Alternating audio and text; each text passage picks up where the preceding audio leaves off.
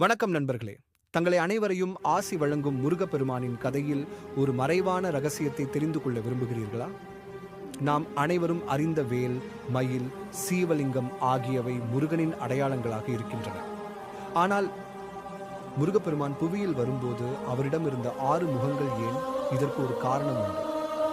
இந்த 6 முகங்கள் 5 அறிவுகளின் அடையாளம். அவையாவோ 1 காட்சி, 2 ஒலி, 3 மனம், 4 ருசி, 5 தொடுதல், 6 மனக்கருத்து. 6 முகங்கள் 6 கருத்துக்களையும் முழுமையாக சமநிலைப்படுத்தும் அறிவை எடுத்து காட்டுகிறது.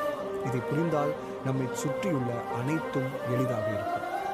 இதுதான் முருகப்பெருமானின் மறைவான ஆன்மீக சாட்சி. இந்த தகவல் பிடித்திருந்தால் லைக் செய்யவும், பகிரவும். மீண்டும் சந்திப்போம்.